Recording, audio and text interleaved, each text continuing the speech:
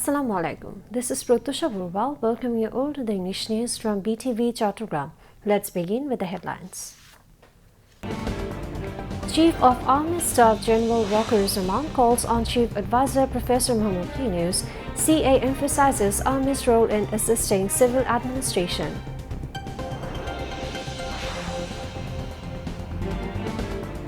International Crimes Tribunal completes testimony of 30 witnesses in crimes against humanity case against Sheikh Hasina and 2 others.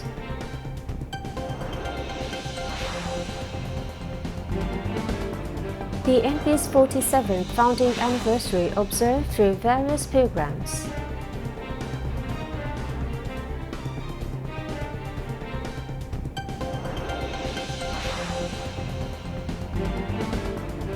Gano Adhikar Parishad President Nurul Haq Nur shifted to cabin as his health condition improved, says Dhaka Medical College Hospital Director.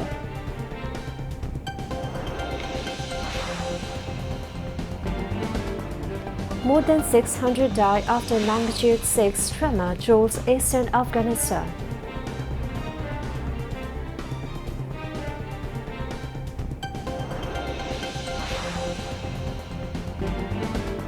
And Seattle Sounders defeat Inter Miami by 3-0 in League's Cup final at Lehman Field.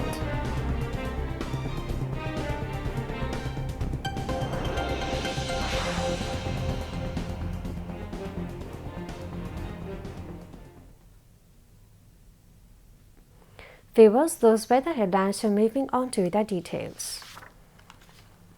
Chief of Army Staff General Raater today called on Chief Advisor Professor Muhammad Yunus. During the meeting, the Chief Advisor discussed the Army's role in assisting the civil administration under the present circumstances. He thanked the military for their continued contribution to the maintenance of law and order. The Chief Advisor emphasized the need to streamline this role, including a clearly defined command structure and close coordination among all forces in the coming months leading up to the elections. The Chief Advisor said, "I have made a solemn commitment to the nation to deliver an election that would stand out in terms of voter turnout, participation of new and women voters, global confidence in safety and security, and its atmosphere as a celebration of democracy and rule of law." General Raater in turn assured the Chief Advisor of his full cooperation with the interim government. He urged the Chief Advisor not to pay attention to rumors circulated around. The International Crimes Tribunal has completed recording the testimony of 32 witnesses in the Crimes Against Humanity case related to this July-August mass uprising against ousted Prime Minister Sheikh Hasina and 2 others. Today marked the 10th day of witness hearings and cross-examinations at Tribunal 1, chaired by Justice Muhammad Ghulam Murtuza Majumdar, with Justice Shofiul Alam Mahmood and Justice Mohitul Haq Inam Chaudhry as members.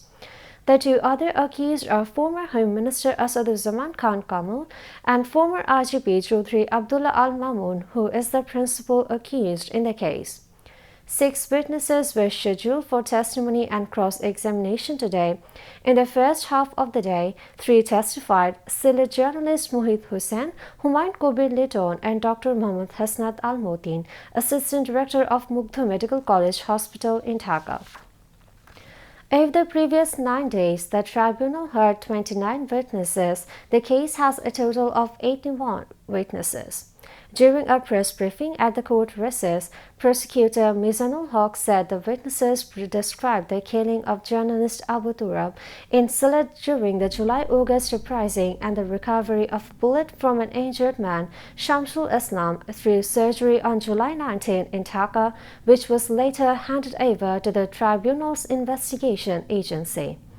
Earlier in the morning, accused former IGP Chaudhry Abdullah Al Mamun was produced before the tribunal. Meanwhile, Tribunal 1 appointed state defense lawyers for 4 absconding accused in another case filed over the killing of 2 people by gunfire in Rampura, Dhaka, and shooting of a youth found hanging from a ledge during the July-August uprising. The next hearing in that case has been set for September 11. Earlier today, the tribunal also produced in court the only arrested accused in that case, former police ASI Chanchul Chandra Sarkar. The Bangladesh Nationalist Party (BNP) today steps into a 47-year legacy of sacrifice, pride, nationalism, as will always at the helm of the nation's pursuit of democracy, human rights, and voting rights of the people. At every critical juncture, when the Bengali nation stood on the crossroad of survival, when democracy was disgraced, or when the people were lost their liberty, BNP took lead to return freedom, sovereignty to the countrymen by forming resistance. In 1975, following the establishment of a one-party Bakshar regime resulting in the political vacuum, Shohid President Ziaur Rahman, the proclaimer of independence and sector commander in the War of Liberation, founded this new political party, BNP, on 1 September 1978 under the Bani Tree in Ramna, Dhaka, with the goal of establishing multi-party democracy. Owing to various programs undertaken for changing people's fate, BNP's founder, President Zia, quickly rose in popularity. After his assassination by a group of misguided military personnel at Chattogram Circuit House on May 30, 1981, his spouse Begum Khalida Zia entered politics. Rising from a housewife to a stateswoman, her firm leadership gave BNP a new direction. Her uncompromising stance on the streets hastened the fall of autocrat Irshad. During the authoritarian rule of the Awami League, Begum Khalida Zia was imprisoned in 2018 under a so-called corruption case. Since then, Tariq Rahman has taken the helm of the party. Through organizing the party, accelerating the movement, involving the youth in politics and introducing new strategies, he continues to move the party forward. Bangladesh Nationalist Party (BNP) today paid homage to its founder Shohid President Ziaur Rahman, coinciding with its 47th founding anniversary.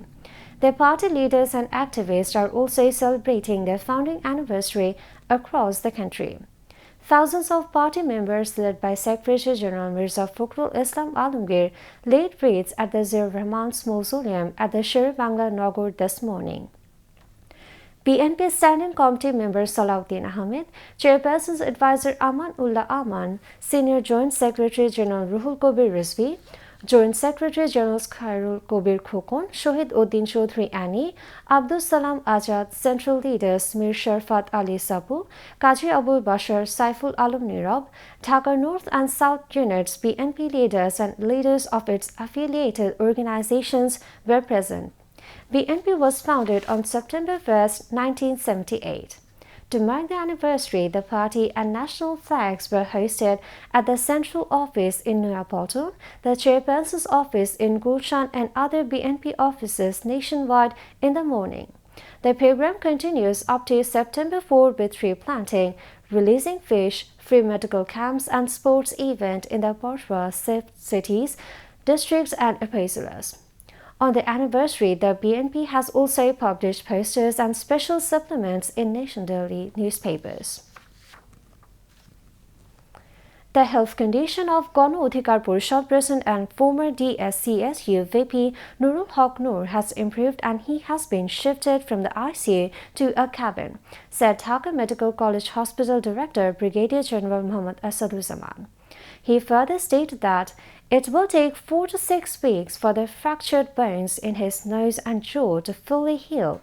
However, following doctors' advice, Noor is now able to consume regular food. Retired Brigadier General M. Shafqat Hussain, advisor to the Ministry of Shipping, visited Nurul Haq Noor at the hospital today. Apart from Noor, several other leaders of Gano Adhikar Porishad are also undergoing treatment at Dhaka Medical College Hospital. Meanwhile, last night, a delegation of the National Citizens Party, led by its convener Nahid Islam, visited Nurul Haq Noor at the hospital. During the visit, Nahid Islam wished the Gano Adhikar Porishad President a speedy recovery and demanded justice for those involved in the attack. Also present for the NCP's chief organizer for the northern region, Sarjis Alam, senior joint convener Ariful Islam Adib, joint member secretary Mushur Rahman, Janal Abidin Shishir, and organizer Nahid Uddin Tariq. Now, international news.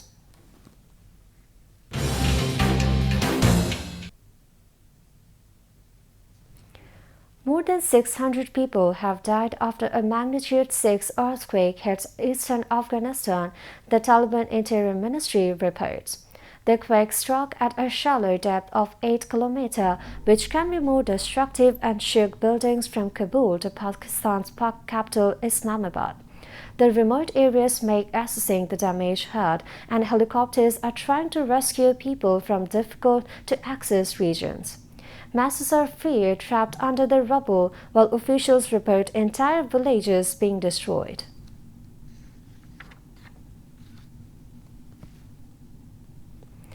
Israeli forces are launching intense attacks on the outskirts of Gaza City in Palestine. They have now begun to advance towards the center of Gaza City. Alongside airstrikes, ground assaults are also being carried out. Many houses in the area have been destroyed as a result. Faced with the attacks, many families have fled the area. The local health authorities in Gaza report that at least 18 people were killed yesterday due to Israeli gunfire and air raids. Among them, 13 were attempting to go for food near a relief center. 2 were killed in a house. Since Saturday to yesterday, shelling from tanks have been ongoing amidst airstrikes. As a result, people are being forced to flee to western parts of the city. For 3 weeks, Israeli forces have gradually intensified their assault around Gaza City. Since Friday, they have also been attacking areas designated for humanitarian aid distribution. The situation has been further complicated due to a severe shortage of food, shelter, and medical supplies. Since October 7, 2023, more than 63,000 people have been killed in Israeli attacks. Indian Prime Minister Narendra Modi and Chinese President Xi Jinping have promised to work together through their differences to benefit their collective population of 2.8 billion people. Tens of thousands of troops from both countries are still deployed at their contested borders, though there are ongoing talks between their civilian and military leaders to ease the situation. The key to making further progress will depend on how the two countries deal with their border issues. Modi has invested personally in the India-China relationship since coming to power in 2014, visiting the neighboring country 5 times until 2018.